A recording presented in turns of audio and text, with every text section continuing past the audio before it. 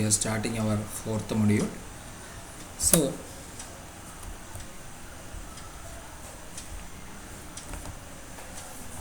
the materials for MEMS and microsystems. What are the different materials used in the manufacture of microelectronics? So we are here discussing what are the different materials we are using for our MEMS system fabrication. So many microsystems use microelectronic materials such as silicon, gallium arsenide for sensing and or actuating elements. അന്നേരം sensing എലമെൻറ്റും actuating എലമെൻറ്റും എല്ലാം ഉണ്ടാക്കാൻ വേണ്ടിയിട്ട് micro electronic materials ആയിട്ട് micro സിസ്റ്റത്തിനകത്ത് use ചെയ്യുന്നത് സാധാരണയായിട്ട് ഏതൊക്കെയാണ്? സിലിക്കണും gallium ആർസനൈഡും ഒക്കെയാണ്. These materials are chosen mainly because they are dimensionally stable and their microfabrication and packaging techniques are well established in microelectronics.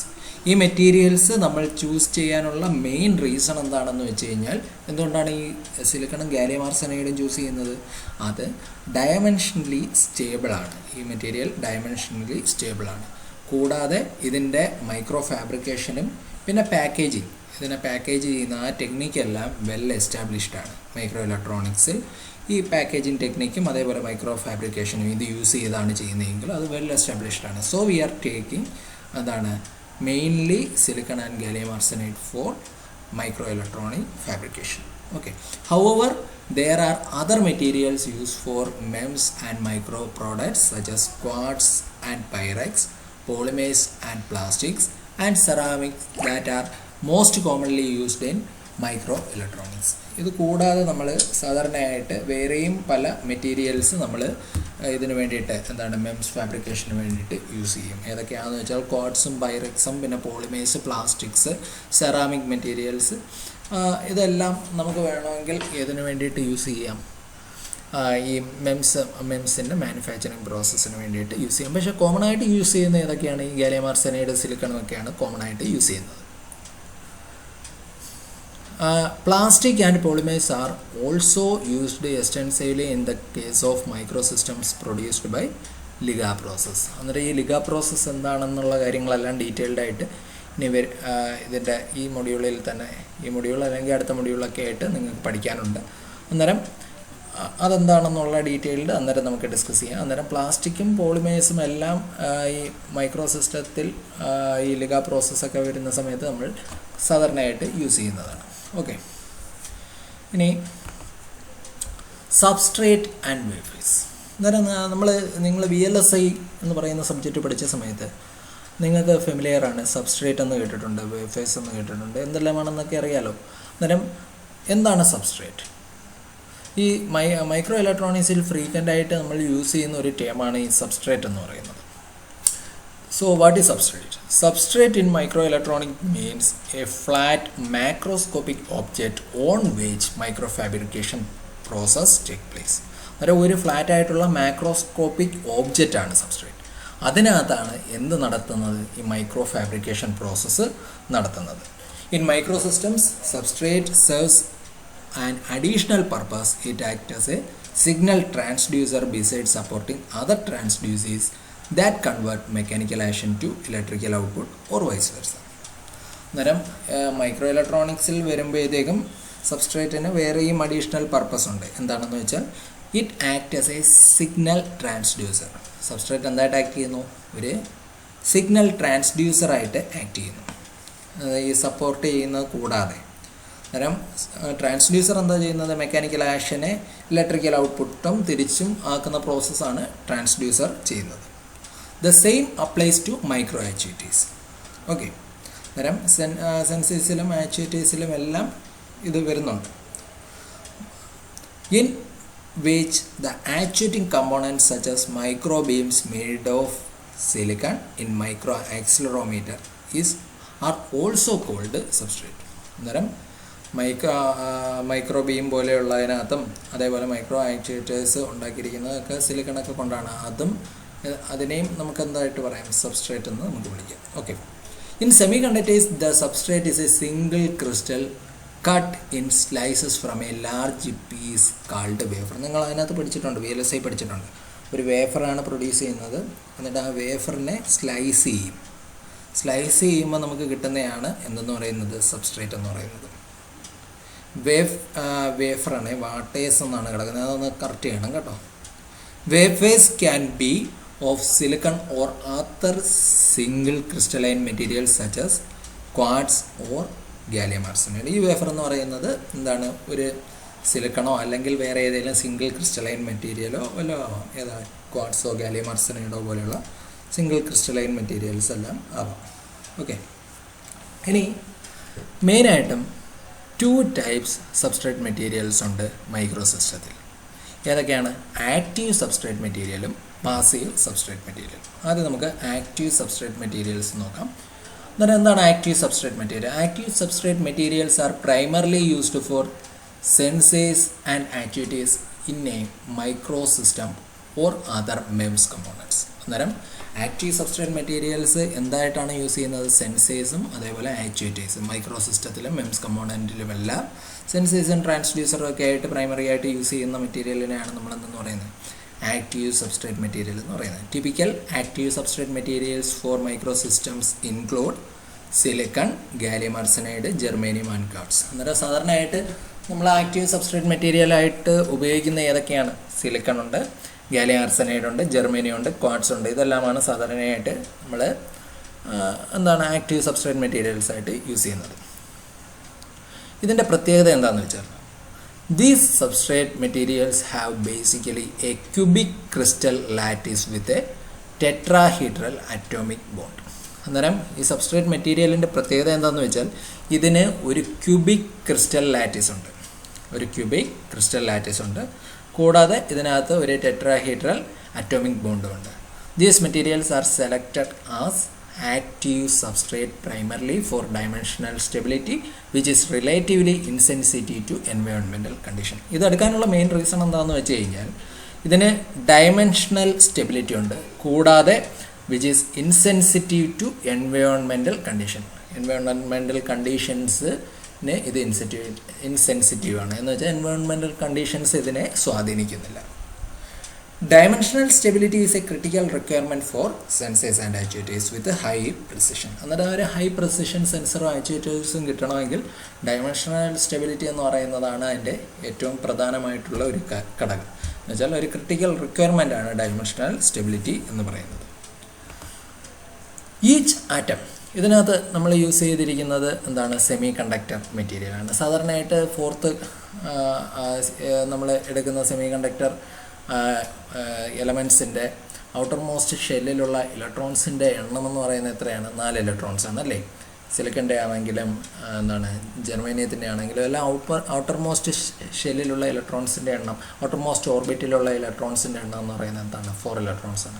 ഇതിലെ എല്ലാം ഈ 4 ഇലക്ട്രോൺസും വേറെ 4 നൈബേഴ്സുമായിട്ട് എന്ത് ചെയ്യും? ബോണ്ടിങ്ങിലൊക്കെ ഏർപ്പെടും. അന്നേരം the force of attraction of electrons by both nuclei hold each pair of shared atom together. അന്നേരം ഇതിനകത്തുള്ള ആ ഒരു ഫോഴ്സ് ഓഫ് അട്രാക്ഷൻ അത് ഈ ആറ്റം തന്നെയെല്ലാം ഒന്നിച്ച് നിർത്താൻ കാരണമാക്കും. ഇനി നമുക്ക് ഇതിനകത്ത് കണ്ടക്ടിവിറ്റി കൂട്ടണമെങ്കിൽ നമ്മൾ ചെയ്യുന്നത് എന്താണ്? ഏതെങ്കിലും ഫോറിൻ മെറ്റീരിയൽസിനെ ഇതിനകത്തോട്ട് ആഡ് ചെയ്യും. നിങ്ങൾ പഠിച്ചിട്ടുണ്ട് കണ്ടക്ടിവിറ്റി. ഒരു സെമി കണ്ടക്ടർ മെറ്റീരിയലിൻ്റെ കണ്ടക്ടിവിറ്റി എങ്ങനെയാണ് കൂട്ടുന്നത്? We are using doping. നമ്മൾ ഡോപ്പ് ചെയ്താണ് ഒരു സെമി കണ്ടക്ടർ മെറ്റീരിയലിൻ്റെ കണ്ടക്ടിവിറ്റി കൂട്ടുന്നത്. They can be doped with foreign materials to alter their electrical conductivity. Okay, so നമ്മൾ മെയിനായിട്ട് നമ്മൾ യൂസ് ചെയ്യുന്ന സബ്സ്ട്രേറ്റ് മെറ്റീരിയൽ കോമൺ ആയിട്ട് ഏറ്റവും അധികം യൂസ് ചെയ്ത് വരുന്നത് സിലിക്കൺ ആണ്. Silicon is an ideal substrate for MEMS ഡിവൈസിൻ്റെ ഒരു ഐഡിയൽ സബ്സ്ട്രേറ്റ് ആണ് ഏതെന്ന് പറയുന്നത്? സിലിക്കൺ എന്ന് പറയുന്നത്. Silicon is most abundant material in earth. എന്തുകൊണ്ടാണ് നമ്മൾ ഈ സിലിക്കൺ ഏറ്റവും കൂടുതലായിട്ട് എടുക്കുന്നതെന്ന് വെച്ചാൽ, most abundant material on earth എന്ന് പറയുന്നത് ഏതാണ്? സിലിക്കൺ ആണ്. ഏറ്റവും കൂടുതലായിട്ട് കാണപ്പെടുന്നത് എന്താണ്? സിലിക്കൺ ആണ്. Okay, however it is almost always exist in compounds with other elements. Single crystal silicon is most widely used substrate material for MEMS and microsystem. നമ്മൾ സിംഗിൾ ക്രിസ്റ്റൽ സിലിക്കൺ ആണ് മെംസിൻ്റെയും മൈക്രോ സിസ്റ്റത്തിൻ്റെയും എല്ലാം എന്താണ് സബ്സ്ട്രേറ്റ് മെറ്റീരിയലായിട്ട് ഏറ്റവും കൂടുതൽ ഉപയോഗിക്കുന്നത്. The popularity of silicon for such applications is primarily for the following reason. നമ്മൾ ഈ silicon എടുക്കാനുള്ള റീസൺസ് ആണ് ഇനി പറയുന്നത്. എന്തെല്ലാമാണ് reasons? First one, it is mechanically stable and it can be integrated into electronics on the same substrate. എന്താണ്? It is mechanically stable. Mechanically എന്താണ് silicon? Stable ആണ്. It can be integrated into electronics on same substrate. നമുക്കിതിനെ integrate ചെയ്യാനും പറ്റും. Okay, electronics for signal transduction such as P or N type piezo resistors can readily integrated with silicon substrate. അന്നേരം എന്താണ് ഈ piezo റെസിസ്റ്ററൊക്കെ നമുക്ക് ഏതുമായിട്ട് integrate ചെയ്യാം എന്ന് വെച്ചാൽ അതുമായിട്ട് കൂട്ടി വർക്ക് ചെയ്യിപ്പിക്കാൻ പറ്റും. ഏതാ? സിലിക്കൺ സബ്സ്ട്രേറ്റുമായിട്ട്. Okay, silicon is almost an ideal structural material. Silicon എന്ന് പറയുന്നത് എന്താണ്? ഒരു ഐഡിയൽ സ്ട്രക്ചറൽ മെറ്റീരിയലാണ്. It has about same Young's modulus as steel. സ്റ്റീലിൻ്റെ അതേ യങ്സ് മോഡുലസ് ആണ് ഏതിനുള്ളത്? സിലിക്കണിനുള്ളത്. But is as light as aluminium. പക്ഷേ ഇത് അലൂമിനിയത്തിനെക്കാട്ടിയും ലൈറ്റാണ്. Materials with high Young's modulus can better maintain a relationship, linear relationship between applied load and induced deformations. ഇനി third point, it has A melting point at 1400 degree Celsius. അന്നേരം ഈ സിലിക്കൻ്റെ melting point എന്ന് പറയുന്നത് 1400 ഡിഗ്രി സെൽഷ്യസ് ആണ്. Which is about twice as high as aluminium. അലൂമിനിയത്തിനെ വെച്ച് compare ചെയ്യുമ്പോൾ അലൂമിനിയത്തിൻ്റെ ഏതാണ്ട് ഇരട്ടിയോളം ഉണ്ട് ഏതാ ഇതിൻ്റെ സിലിക്കൻ്റെ കേസിലുള്ള സിലിക്കൻ്റെ മെൽറ്റിംഗ് പോയിന്റ് എന്ന് പറയുന്നത്. This high melting point makes silicon dimensionally stable. നമ്മൾ നേരത്തെ പറഞ്ഞു സിലിക്കൺ എന്ന് പറയുന്നത് എന്താണ്? ഡയമെൻഷനലി സ്റ്റേബിൾ ആണ്. എന്തുകൊണ്ടാണ് സിലിക്കൺ ഡയമെൻഷനലി സ്റ്റേബിൾ എന്ന് ചോദിച്ചു കഴിഞ്ഞാൽ ഹൈ മെൽറ്റിംഗ് പോയിന്റ് കൊണ്ടാണ് സിലിക്കൺ ഡയമെൻഷനലി സ്റ്റേബിൾ. അതിൻ്റെ മെൽറ്റിംഗ് പോയിന്റ് എത്രയാണ്? 1400 ഡിഗ്രി സെൽഷ്യസ്. ഓക്കെ, അന്നേരം എലിവേറ്റഡ് ടെമ്പറേച്ചറിലാണെങ്കിലും സിലിക്കൺ മെറ്റീരിയൽ എന്ന് പറയുന്നത് എന്താണ്? സ്റ്റേബിൾ ആയിരിക്കും. It's thermal expansion coefficient is about 8 times smaller than that of steel. Thermal expansion coefficient എന്ന് പറയുന്നത് സ്റ്റീലിനെ വെച്ച് കമ്പയർ ചെയ്യുമ്പം 8 times സ്മാളറും, അതേപോലെ അലൂമിനിയത്തിനെ വെച്ച് കമ്പയർ ചെയ്യുകയാണെങ്കിൽ 10 times smaller, more than 10 times smaller than aluminium. Okay, above all, silicon shows virtually no mechanical hysteresis. It is thus an ideal candidate for material for sensors and actuators. Moreover, silicon wafers are extremely flat and accept coating and additional thin film layers for building microstructural geometry or conducting electricity. നമുക്ക് ഈ സിലിക്കണിനകത്ത് പല രീതിയിലുള്ള കോട്ടിങ്ങും എല്ലാം നിങ്ങൾ ചെയ്തിട്ടുണ്ട്. ഈ VLSIക്കകത്ത് പഠിച്ചിട്ടുണ്ട് അല്ലേ? പല കോട്ടിങ്, ഓക്സൈഡ് കോട്ടിങ് കൊടുക്കാം, ഫോട്ടോ റെസിസ്റ്റ് കോട്ടിങ്, അങ്ങനെയൊക്കെ പലതും കൊടുക്കാം. അന്നേരം silicon wafers are extremely flat, നല്ല ഫ്ലാറ്റ് മെറ്റീരിയലാണ്. And accept coating and additional thin film layers for building microstructural geometry or conducting electricity. There is a greater flexibility in design and manufacture with the silicon than other substrate material. ബാക്കിയുള്ള substrate മെറ്റീരിയലിനെ വെച്ച് compare ചെയ്യുമ്പോൾ സിലിക്കണിന് അതിൻ്റെ ഡിസൈനും manufacturing ടെക്നിക്കും എല്ലാം വളരെ ഫ്ലെക്സിബിളാണ്. കാരണം എന്താണെന്ന് വെച്ചാൽ അധികം ഡെവലപ്മെൻറ്റും എല്ലാം നടന്നിരിക്കുന്നത് ഏതിലാണ്? ഈ സിലിക്കണിലാണ്. മിക്കവാറുള്ള കമ്പോണൻസ് എല്ലാം ഉണ്ടാക്കി വന്നിരിക്കുന്നത് ഏതിലാണ്? സിലിക്കൺ മെറ്റീരിയൽ യൂസ് ചെയ്താണ്. അങ്ങനെ വരുമ്പോഴത്തേക്കും അതിൻ്റെ ട്രീറ്റ്മെൻറ്റും ഫാബ്രിക്കേഷൻ പ്രോസസ്സും എല്ലാം വെൽ എസ്റ്റാബ്ലിഷ്ഡ് ആണ്. അത് ഡോക്യുമെൻറ്റഡുമാണ്. അങ്ങനെ ആകുമ്പോഴത്തേക്കും എന്താണ്, നമുക്ക് ഡിസൈൻ ചെയ്യാനും അതേപോലെയുള്ളതിനും എല്ലാം നമുക്കൊരു ഗ്രേറ്റർ ഫ്ലെക്സിബിലിറ്റി കിട്ടും. നമ്മൾ സിലിക്കണാണ് നമ്മൾ പ്രിഫർ ചെയ്യുന്നതെങ്കിൽ. ഇനി single crystal silicon and wafers. Okay, ഈ ഒരു ഫിഗർ കണ്ടിട്ടുണ്ടോ? കണ്ടിട്ടുണ്ട്. VLSIയിൽ നിങ്ങൾ ഫസ്റ്റ് മൊഡ്യൂളിൽ പഠിച്ച എന്താണ് വേഫർ പ്രിപ്പറേഷൻ, സിലിക്കൺ വേഫർ ഉണ്ടാക്കുന്ന ഒരു പ്രോസസ്സാണ് അല്ലേ? എന്താ ഇതിന് പറയുന്ന പേരെന്താണ്? CZ process. CZ പ്രോസസ്സ് എന്ന് പറഞ്ഞ് പഠിച്ചിട്ടുണ്ട്, അല്ലെങ്കിൽ ചൊക്രാൽസ്കി മെത്തേഡ് എന്ന് പറഞ്ഞ് പഠിച്ചിട്ടുണ്ട്. So this is the how we can prepare silicon wafer എന്നുള്ള അതിൻ്റെ വർക്കിംഗ് എസ്റ്റാബ്ലിഷ് ആയി. മെയിനായിട്ടും രണ്ട് മെത്തേഡാണ് നിങ്ങൾക്ക് അവിടെ പഠിക്കാനുള്ളത്. ഒന്ന് FZ പ്രോസസ്സ്, ഒന്ന് CZ പ്രോസസ്സ്. നമ്മളിവിടെ CZ പ്രോസസ്സാണ് ഡിസ്കസ് ചെയ്യുന്നത്. കോമൺ ആയിട്ട് യൂസ് ചെയ്യുന്നത് CZ പ്രോസസ്സാണ്. അന്നേരം ഇതിനകത്ത് നമുക്കറിയാം എന്താണ്, ഇതിൻ്റെ ഈ ഒരു ടിപ്പിൽ നമ്മൾ എന്ത് വെക്കും, ഒരു സീഡ് ക്രിസ്റ്റൽ വെക്കും. ഇതിനകത്ത് ഒരു സിലിക്കൺ മെൽറ്റ് ഈ ഒരു ക്വാർട്സ് ക്രൂസിബിളിനകത്ത് സിലിക്കൺ മെൽറ്റ് ഫില്ല് ചെയ്യും. എന്നിട്ട് ഇതൊരു പുള്ളറാണ്. ഈ പുള്ളർ ക്ലോക്ക് വൈസും ആൻറ്റി ക്ലോക്ക് വൈസും റൊട്ടേറ്റ് ചെയ്യാം. അന്നേരം ഈ പുള്ളർ ക്ലോക്ക് വൈസ് റൊട്ടേറ്റ് ചെയ്യുന്ന സമയത്ത് ഇത് താഴോട്ട് വരും. ആൻറ്റി ക്ലോക്ക് വൈസ് റൊട്ടേറ്റ് ചെയ്യുന്ന സമയത്ത് ഇത് മുകളിലോട്ട് പോകും. ആ രീതിയിലാണ്. എന്നിട്ട് ഇവിടെ ഹീറ്റിംഗ് എലമെൻറ്റ് പ്രൊവൈഡ് ചെയ്തിട്ടുണ്ട്. ഈ ഹീറ്റിംഗ് എലമെൻറ്റ് എന്തിനെ ചൂടാക്കും, ഈ ക്വാർട്സ് ക്രൂസിബിളിനെ ചൂടാകുമ്പോഴത്തേക്കും ഇതിനകത്തുള്ള സിലിക്കൺ നല്ല രീതിയിൽ ചൂടാവുകയും മെൽറ്റഡ് ഫോമിലാവുകയും ചെയ്യും. ആ സമയത്ത് ഈ പുള്ളർ താഴോട്ട് വരികയും ഇത് ജസ്റ്റ് ഈ സിലിക്കൺ മെൽറ്റിൻ്റെ അടുത്തോട്ടെത്തുമ്പോൾ, ഈ സീഡ് ക്രിസ്റ്റൽ സിലിക്കൺ മെൽറ്റിൻ്റെ അടുത്തോട്ടെത്തുമ്പോൾ ഇവിടെയുള്ള ഈ സിലിക്കൺ മെൽറ്റിലുള്ള സിലിക്കൺ ഏതിലോട്ട് പറ്റിപ്പിടിക്കും, ഈ സീഡ് ക്രിസ്റ്റലിലോട്ട് പറ്റിപ്പിടിക്കും.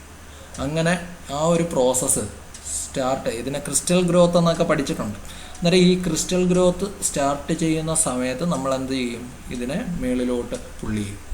മുകളിലോട്ട് പുള്ളി ചെയ്യുമ്പോഴത്തേക്കും ബാക്കിയുള്ളത് ഇതിലോട്ട് ആഡ് ചെയ്ത് ഇതിനകത്തുള്ള ഈ സിലിക്കൺ മെൽറ്റിലുള്ള സിലിക്കൺ മൊത്തം ഇതിനകത്ത് ഡെപ്പോസിറ്റ് ചെയ്യുകയും ചെയ്യും. ആ സമയത്ത് നമ്മൾ രണ്ട് കാര്യം ചെയ്യും. ഒന്നെന്ന് പറയുന്നത് ഇത് റൊട്ടേറ്റ് ചെയ്യുകയും പിന്നെ ഇതൊന്ന് വൈബ്രേറ്റ് ചെയ്യുകയും കൂടെ ചെയ്യും. വൈബ്രേറ്റ് ചെയ്യുന്ന എന്തിനു വേണമെന്ന് വെച്ചാൽ ഈ ഇതിലോട്ട് പറ്റിപ്പിടിക്കുന്നത് യൂണിഫോമായിട്ട് ഇതിനകത്തോട്ട് സിലിക്കൺ പറ്റിപ്പിടിക്കാൻ വേണ്ടിയിട്ടാണ് നമ്മളിതിനെ വൈബ്രേറ്റ് ചെയ്യുന്നത്. ഓക്കെ, സോ ഇനി നമുക്ക് നോക്കാം. To use silicon as substrate material, it has to be a pure silicon in single crystal form. The CZ method appears to be most popular method among several methods that have been developed for producing pure silicon crystal. The raw silicon in the form of quartz are melted in a quartz crucible with carbon. The crucible is placed in high temperature furnace as shown. A seed crystal which is attached at the tip of puller and is brought into contact with the molten silicon to form a large crystal. The puller slowly pulls up along with a continuous deposition of silicon melt on the seed crystal. As the puller is pulled up, the deposited silicon melts, condenses, and large Bologna shaped bowl of crystal silicon several feet long is formed. The diameter of bowls ranges from 100 mm to 300 mm. This is the process. നമ്മൾ പറഞ്ഞ പ്രോസസ്സാണ് ഈ പറഞ്ഞിരിക്കുന്നത്. Okay, ഇനി the silicon bowl produced CZ method is then ground to a perfect circle on its outside surface, then sliced to form thin disc. നമ്മൾ അറിയാം ഇതിനെ പിന്നെ എന്ത് ചെയ്യും, സർഫസ് ഗ്രൈൻഡിങ് ഒക്കെ ചെയ്യും. ഗ്രൗണ്ട് എന്നാണ് എഴുതിയിരിക്കുന്നത്, ഗ്രൈൻഡിങ് ആണ്. ഗ്രൈൻഡ് ചെയ്യും. എന്നിട്ട് എന്ത് ചെയ്യും, ഇതിനെ സ്ലൈസ് ചെയ്യുക എന്ന് വെച്ചാൽ മുറിച്ചെടുക്കുന്ന എന്താണ്, തിൻ ഡിസ്ക് ആയിട്ട് മുറിച്ചെടുക്കും. നമ്മൾ ഡിസൈഡ് തിക്നെസ്സിലുള്ള തിൻ ഡിസ്ക് ആയിട്ട് മുറിച്ചെടുക്കും. ഏത് യൂസ് ചെയ്താണ്, ഫൈൻ ഡയമണ്ട് സോസ് യൂസ് ചെയ്ത്, ഡയമണ്ട് വാളുകൾ യൂസ് ചെയ്ത് നമ്മൾ ഇതിനെ മുറിച്ചെടുക്കും. These thin disk are then chemically lap polished to form finished wafers. എന്നിട്ട് ഇതിനെ നമ്മൾ പോളിഷൊക്കെ ചെയ്യും. പോളിഷ് ചെയ്താണ് വേഫേഴ്സ് ഉണ്ടാക്കുന്നത്. ഇത് നിങ്ങൾ ഇതെല്ലാം പഠിച്ചിട്ടുള്ളതാണ്. Okay, principal materials in silicon melt are silicon oxide and silicon carbide. അന്നേരം ഈ സിലിക്കൺ മെൽറ്റിനകത്ത്, ആ ക്രൂസിബിളിനകത്ത് എടുത്ത ആ സിലിക്കൺ മെൽറ്റിനകത്തുള്ളത് ഏതൊക്കെയാണ്, സിലിക്കൺ ഓക്സൈഡും സിലിക്കൺ കാർബൈഡുമാണ്. ഈ മെറ്റീരിയൽ ഹൈ ടെമ്പറേച്ചറിൽ റിയാക്ട് ചെയ്തിട്ട് പ്യുവർ സിലിക്കൺ ഫോം ചെയ്യും. ആ പ്യുവർ സിലിക്കണാണ് മറ്റേ ആ ടിപ്പിലോട്ട് ഒട്ടിപ്പിടിച്ച് പോകുന്നത്. അന്നേരം അതാണ് കൊടുത്തിരിക്കുന്നത്, silicon carbide plus silicon oxide to form silicon carbon monoxide SiO. ഇതിനകത്ത് ഈ ബാക്കിയുള്ളത് ബാക്കിയുള്ള ഗ്യാസ് ഫോമിലുള്ളതെല്ലാം ഇതിനകത്ത് നമ്മളൊരു ഔട്ട്ലെറ്റ് ഉണ്ട്, ഗ്യാസ് ഔട്ട്ലെറ്റ് ഉണ്ട്. ആ ഔട്ട്ലെറ്റ് വഴി വെളിയിലോട്ട് പോകും. ഈ ഫിഗറിനകത്ത് കറക്റ്റ് വന്നിട്ടില്ല, നിങ്ങളുടെ നേരത്തെ VLSIക്ക് ത്യാഗി എന്ന് പറയുന്ന ബുക്കിനകത്തുള്ള അതിനകത്ത് കറക്റ്റായിട്ട് കിടപ്പുണ്ട്. ഓക്കെ, അന്നേരം ആ ഒരു ഔട്ട്ലെറ്റ് വഴി ഇതെല്ലാം പോവും. ബാക്കി എന്താണ്, അന്നേരം ഇതിനകത്ത് ബാക്കിയുള്ള സിലിക്കൺ എല്ലാം പ്രോപ്പറായിട്ട് പറ്റിപ്പിടിക്കുകയും ചെയ്യും. The gas is produced by the above reaction escape to atmosphere and liquid silicon left and solidified to pure silicon. Circular pure crystal bowls are produced by this technique standard size. നമ്മൾ പറഞ്ഞു 100 to 300 വരെ standard size ഉണ്ട്. ഇത് പല പല സൈസിലുള്ളത് നമുക്ക് form ചെയ്യാം. ഇതിൻ്റെ ലാർജർ സൈസ് എന്ന് പറയുന്നത് 300 millimeter ആണ്. Okay, so these are the different types, different sizes of the wafer. The size difference between 200 millimeter and 300 millimeter wafer, the latter wafer has 2.25 times more surface area than 200 millimeter. എന്ന് വെച്ചാൽ 300 millimeterന് surface area വെച്ച് നോക്കുമ്പോഴത്തേക്കും ഏതാണ്ട് 2.25 times surface area കൂടുതലാണ് ഏതിൻ്റെ കേസിൽ വരുമ്പോൾ, ഈ 300 millimeterൻ്റെ കേസിൽ വരുമ്പോൾ. അതിൻ്റെ അഡ്വാൻറ്റേജ് എന്ന് ചോദിച്ചാൽ കൂടുതൽ എന്താണ് സബ്സ്ട്രേറ്റിനെ ആ ഒരു സിംഗിൾ വേഫറിനകത്ത് നമുക്ക് ഉൾക്കൊള്ളിക്കാൻ പറ്റും. Silicon substrate often are expected to carry electrical charges either in certain designated parts or in the entire area. Substrate that's offering P or N doping of wafers. എന്നിട്ട് ഈ സബ്സ്ട്രേറ്റിനെ വേണമെങ്കിൽ നമുക്ക് ഡോപ്പൊക്കെ ചെയ്യാം കേട്ടോ. എന്ന് വെച്ചാൽ ഇമ്പ്യൂരിറ്റി ആഡ് ചെയ്ത് ഡോപ്പ് ചെയ്യാം. അത് നിങ്ങൾ അയൺ ഇംപ്ലാന്റേഷൻ അല്ലെങ്കിൽ ഡിഫ്യൂഷൻ മെത്തേഡ് എല്ലാം പഠിച്ചിട്ടുണ്ട്. ഓക്കെ, ഇതിനകത്ത് സാധാരണയായിട്ട് യൂസ് ചെയ്യുന്ന ഡോപ്പൻസ് എന്ന് പറയുന്നത് ഏതൊക്കെയാണെന്നൊക്കെ അറിയാമല്ലോ. ഫോസ്ഫറസും ആർസനിക്, ആൻറ്റിമണി അതെല്ലാമാണ് ഏതാ N ടൈപ്പ് ഡോപ്പൻസ്. P ടൈപ്പായിട്ട് സാധാരണയായിട്ട് യൂസ് ചെയ്യുന്നത് ബോറോണാണ്. ഓക്കെ, അന്നേരം എത്രയുമേ ഉള്ളൂ. ഇനി ഇതിൻ്റെ കണ്ടിന്യൂഷൻ ഉണ്ട്. കണ്ടിന്യൂഷൻ നമുക്ക് അടുത്ത ക്ലാസ്സിൽ ഡിസ്കസ് ചെയ്യാം. സോ ഇന്ന് നമ്മൾ സ്റ്റാർട്ട് ചെയ്തത് ഫോർത്ത് മൊഡ്യൂൾ ടോപ്പിക്കാണ്. മെറ്റീരിയൽസ് യൂസ്ഡ് ഇൻ മെംസ് ആണ് ഡിസ്കസ് ചെയ്തത്. എല്ലാവർക്കും മനസ്സിലായെന്ന് കരുതുന്നു. അപ്പം അടുത്ത ഒരു സെഷനിൽ കാണാം. Thank you.